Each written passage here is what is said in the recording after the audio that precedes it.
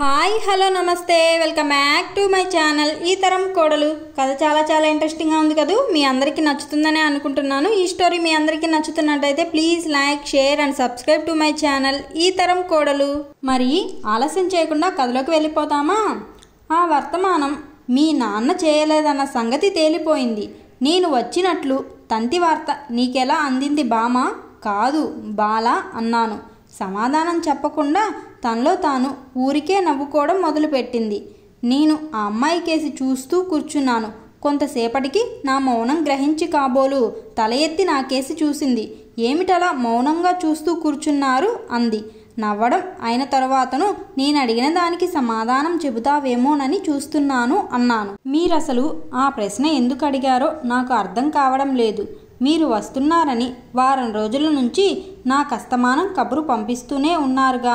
అంతేకాకుండా ఈరోజు మీరు బయలుదేరేటప్పుడు కూడా వర్తమానం అందజేస్తే ఆ మాట పట్టుకొని మీరు ఈ పూట వచ్చి ఉంటారని ధైర్యంతో నేను కబురు చేసిన మాట వాస్తవమే అన్నది నవ్వుతూ. అని వెంటనే స్వరం మార్చి కొంచెం దీనంగా నేనేమైనా తప్పు చేశానంటారా అన్నది. నా ఆశ్చర్యానికి మేరలేకపోయింది. నా కోరిక నా ఊహ అంత బలీయమై అటు రాజుకి ఇటు నా హృదయేశ్వరికి కూడా వర్తమానం అందించిందా? ఇది నమ్మలేని నమ్మశక్యం కాని విషయమే. కానీ ఈ జరిగినదంతా కని విని నమ్మకుండా ఎలా ఉండగలను? మానవుని ఊహలకు సంకల్పానికి ఇంత శక్తి ఉంటుంది కాబోలునని మాట్లాడలేక నెమ్మదిగా నా ప్రాణేశ్వరి చేయి పట్టుకుని దగ్గరకు తీసుకున్నాను. నా స్పర్శ తగలగానే ఆ అమ్మాయి శరీరంలో ప్రతి నరము స్పందించింది. ఒళ్ళు వెచ్చబడింది. నా మీదకు కొంచెం ఆని భయపడుతున్నట్టో నిలబడ్డది.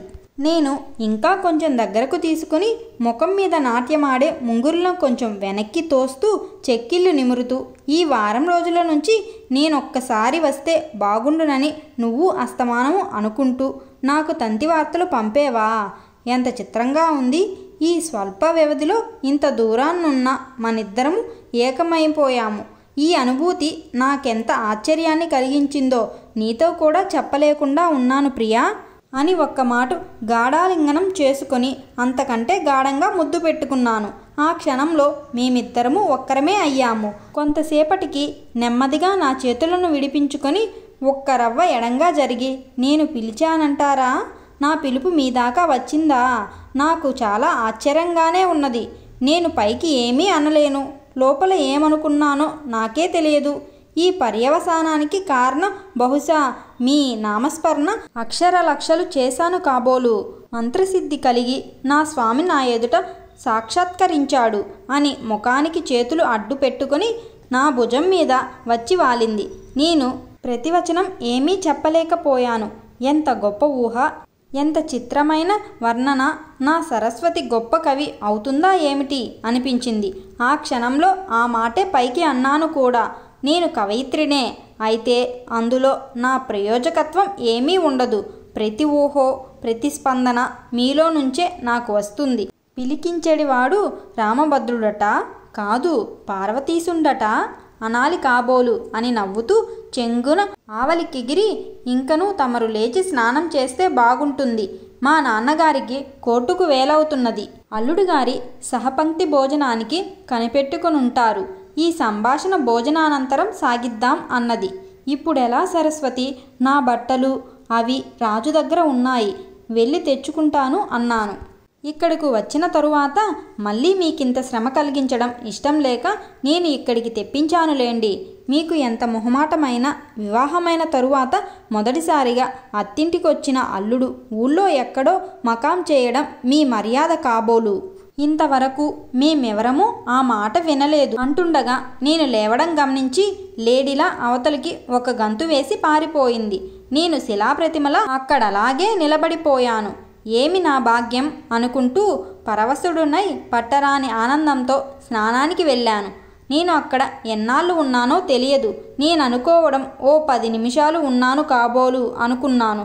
హఠాత్తుగా మా ఇంటి వద్ద నుంచి నేను ఇల్లు విడిచి వచ్చి 15 రోజులు అయినదని, నా క్షేమ సమాచారం ఏమీ తెలియలేదని, నేను మా అత్తవారింట అందరూ క్షేమంగా ఉన్నవైన రాయమని మా నాన్న చీటీ రాసి మనిషికి ఇచ్చి పంపించాడు. ఆ ఉత్తరం చూసుకునేటప్పటికి గుండె గుబేలుమన్నది. నేనిక్కడికి వచ్చి 15 రోజులు అయిందా అనుకున్నాను. నేను వెళ్ళి సరస్వతిని అడిగాను, నేను వచ్చి ఎన్నాళ్ళైనదని. అదేమో నాకేం తెలుసు, రోజులేమిటి, అరగంటో గంటో అయి ఉంటుంది కాబోలు అనుకుంటున్నాను నేను. ఇంతకు ఈ సందేహం మీకు ఎందుకు కలిగిందిప్పుడు అన్నది. నేను వచ్చి 15 రోజులు అయిందని మా నాన్నగారు నాకు గుర్తు చేయమని మనిషిని పంపించారు. ఆ మాట విని ఒక క్షణం నా గుండె ఆగిపోయినంత పని జరిగింది. ఇన్నాళ్ళయిందని పోనీ నువ్వైనా కాస్త చెప్పకూడదా అన్నాను. ఇది మరీ బాగుందండి, మీకు తెలియని కాలగమనం నాకు మటుకు ఎలా తెలుస్తుంది? నిజంగా 15 రోజులు అయిందా? మీ నాన్నగారు అబద్ధం ఆడరు. 15 రోజులయింది కాబోలు నిజంగా. నేనిక్కడ మీ ఎదుటనే ఉంటుంటిని కదా, 15 రోజులు ఎలా అయినదండి? ఇదేదో పొరపాటై ఉంటుంది అని కిలకిలా నవ్వింది. ఏమి చేయడానికి తోచక నేను శృతి కలిపాను. ఈ 15 రోజులు రోజు సాయంత్రం 1 గంట సేపు రాజుతో గడపడం తప్ప తక్కిన కాలమంతా ఇంట్లోనే కూర్చునేవాడిని. మరెక్కడికి వెళ్ళలేదు, ఎవరితోటి మాట్లాడలేదు, ఏ పుస్తకము చదవనూ లేదు. అయినా 15 రోజులు 15 నిమిషాల్లా పరిగెత్తాయి. ఏమిటి విచిత్రం? మేము ఉభయలము సభ్యత కానీ ఔచిత్యము కానీ మరిచి ప్రవర్తించనూ లేదు. నా భార్య కన్య కానీ మరొకటి కాదు కదా. మేము ఏం మాట్లాడుకున్నాం? మేము ఉభయలము పేక గాని చదరంగం గాని ఆఖరుకు గవ్వలు గచ్చకాయలు ఆడలేదు. మాకు ఎలా గడిచింది? మేమెక్కువగా మాట్లాడింది కూడా ఏమీ గుర్తులేదు. అసలేం మాట్లాడతాం? కానీ మా ఉభయులలో ఏ ఒక్కరికి విసుగు కలగలేదు, చిరాకంతకంటే లేదు, తలనొప్పి అనే మాటే ఎరుగం. మా ఇద్దరుకు అంత కొద్ది మాటలతో కాలమెరుగని ఉడలెరగని ఆనందం ఎలా కలిగింది? ఏమమ్మాయి, నువ్వేనా మన కాలం ఎలా గడిచిందో, ఇంత పరవశత్వం మైమరపు ఎలా వచ్చిందో చెప్పగలవా? కొంపతీసి ఏ కోయ వాళ్ళ దగ్గరైనా వశీకరణ మంత్రమేమీ నేర్చుకోలేదు కదా. అయిందేదో అయింది, ఇకనైనా జాగ్రత్తగా ఉంటాను. నా బట్టలు అవి యువతల పడివేయి, నేను ఊరికి పోతాను. ఇప్పుడైనా వెళ్ళకపోతే మాట దక్కదు అన్నాను. లేడికి లేచిందే ప్రయాణమని అనుకున్న క్షణంలో మీరెలా వెడతారండి? మీరడిగిన బట్టలు అవి ఎక్కడున్నాయో వెతకాలి. ఈవేళ మంచి రోజు అవునో కాదో చూడాలి.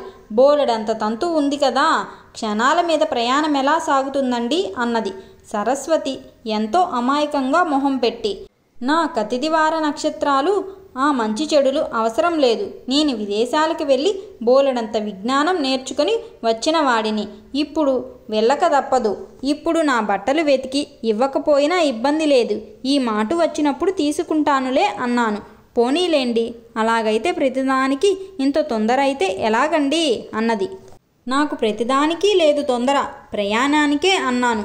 కావలసినవన్నీ తొందరపడినంత మాత్రాన జరగవన్న సంగతి నాకు తెలుసునులే అన్నాను. ఒక్క మాట నన్ను వెక్కిరించి అవతలికి పరిగెత్తింది. ఒక్క 5 నిమిషాలాగి నేను లోపలికి వెళ్ళి మా అత్తగారితో నేను ఈ పూట ఇంటికి వెడతానండి, చాలా రోజులయ్యింది వచ్చి. మా స్నేహితుడు రాజు నన్నెందుకో అత్యవసరంగా రమ్మని వర్తమానం చేస్తే వచ్చాను. ఇన్నాళ్ళున్నా అతని పనేమిటో చెప్పలేదు. మధ్యనిక్కడ చిక్కుబడిపోయాను అన్నాను నెమ్మదిగా. పాపం అనే తీయని పలుకు ఎక్కడి నుంచో నా చెవిన పడ్డది.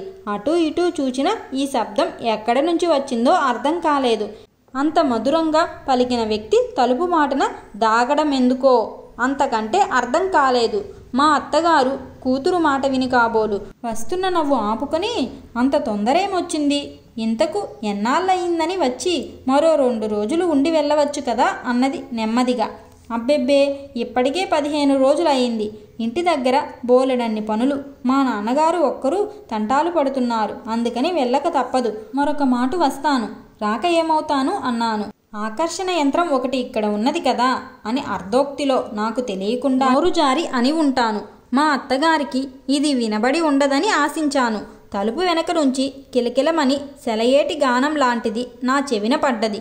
నేను వెనక్కి తిరిగి వెళ్ళబోతుంటే, ఈ పూట ప్రయాణం తప్పనిసరి అయితే భోజనం చేసి వెళ్ళవచ్చును. ఏదీ కాని వేళ ఇప్పుడు ప్రయాణం కొంచెం ఇబ్బందిగా ఉంటుంది అన్నారు. నేనా మాట సమాధానం చెప్పకుండా నాకు వినబడనట్లే తొందరగా అవతలికి వెళ్ళాను. నేను గదిలోకి వెళ్ళేటప్పటికీ అల్లరి పిల్ల అక్కడ నా బట్టలు తీసి మడత పెడుతుంది. పెట్టిన మడతలు మళ్ళీ విప్పుతూ నవ్వుకుంటూ ఆడుకుంటున్నట్లు కనపడ్డది నాకు. ఏమిటి మరి, నా బట్టలు ఏవి అన్నాను. వాటి కోసమే వెతుకుతున్నానండి. మరి త్వరగా చూడు, ఆలస్యం అవుతుంది అన్నాను. మీరు భోజనము చేసి చల్లబడ్డ తరువాత కానీ వెళ్ళరని మా అమ్మ అన్నది. పైగా మీరు స్నానం చేసిన పంచాతువాలు ఇంకా ఆరనే లేదు, తడిబట్టలు ఎలా తీసుకువెడతారని లాయర్ ప్రశ్న ఒకటి వేసింది. ఇంతకు మా నాన్నగారితో చెప్పారా లేదా అన్నది. ఎందుకు, మీ అమ్మగారు నువ్వు చెబితే చాలదా అన్నాను. అదేం బాగుంటుందండి, మీరిక్కడ నుంచి హాల్లో కూర్చున్న వారితో మాట మాత్రం చెప్పకుండా వెళ్ళడం ఏమంత మర్యాద? మీకింత తొందర పని ఉంటే వారు మటుకు వద్దంటారా? చెప్పకుండా వెడితే మటుకు ఇలా చెప్పకుండా వెళ్ళిపోయాడేమిటి అని తప్పుగా అనుకుంటారు అన్నది మందహాసం చేస్తూ. ఇలారా ఒక్క మాట అన్నాను. నేను ఇక్కడ మీ బట్టలు సర్దుతున్నాను, అక్కడ కూర్చొని మీరు చెప్పినా నాకిక్కడకు వినబడుతుంది అన్నది తలెత్తకుండా. నీ మాటలకే ఎదురు చెప్పలేకుండా ఉన్నాను.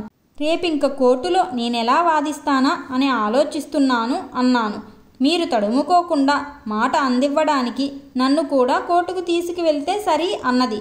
అయితే నువ్వు కూడా బిఎల్ చదువు, ఆ పరీక్ష అయ్యే వరకు నిన్ను మా ఇంటికి రమ్మని తొందర పెట్టను, అప్పుడు ఇద్దరం జాయింట్గా ప్రాక్టీసు చేద్దాం అన్నాను. తలెత్తి ఒక్క క్షణం నిదానంగా అమాయకంగా నా కళ్ళల్లోకి చూస్తూ ఏమిటి అన్నది. నేను గబీమని లేచాను. లేడిలాగా చెంగున అవతలికి పరిగెత్తింది.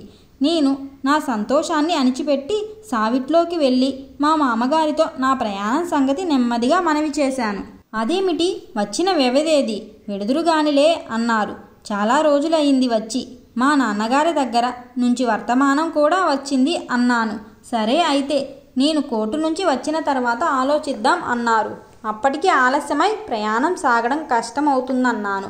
నీకిదంతా ఎందుకు, నేను వచ్చి అన్ని ఏర్పాట్లు చేస్తాను కదా అని ఆయన కాగితాలు చూసుకుంటూ వారి పనిలో నిమగ్నులయ్యారు. నేనేమీ అనలేక తల వంచుకొని అడుగులు లెక్క పెట్టుకుంటూ గదిలోకి వెళ్ళాను. నేను గదిలోకి వెళ్ళేసరికి నా ప్రేయసి అక్కడనే ఉన్నది. ఏమండి, ఇప్పుడే ప్రయాణమా? బండికి కబురు చెయ్యమని మా నాన్నగారితో చెప్పకపోయారా అన్నది ఎంతో గంభీరంగా. ఆ ఏర్పాట్లన్నీ మీ నాన్నగారే చేస్తానన్నారు అన్నాను అంతకంటే గంభీరంగా. ఒక్క క్షణం మౌనంగా ఊరుకొని సరే అయితే ప్రయాణం ఇప్పుడు కాదన్న సంగతి తేలిందన్నమాట. చెప్తే వింటారా? బాలదపి సుభాషితం అన్న మాట ఊరికే పోతుందంటారా అన్నది. గత్యంతరం లేక భోజనం చేసి విశ్రాంతి తీసుకున్నాను. ఆ రాత్రో రేపు ఉదయాన్నో నేను వెడుతున్నానని కాబోలు మా అత్తగారు అంత స్వల్ప వ్యవధిలోనూ నాకు పిండి వంటలు కూడా చేశారు. భోజనం కొంచెం ఉదాత్తమే అయ్యింది. కాసేపు విశ్రమిద్దామనుకుంటే నా అర్ధాంగి నన్ను విశ్రమించనిస్తేగా నా శరీరంలో సగభాగం కలలు కంటూ కిలకిలలతో రోదన చేస్తుంటే విశ్రమించడం ఎలాగా? అందుకని ఆ కలకల కిలకిల రావాలతో శృతి పలక తప్పింది కాదు నాకు.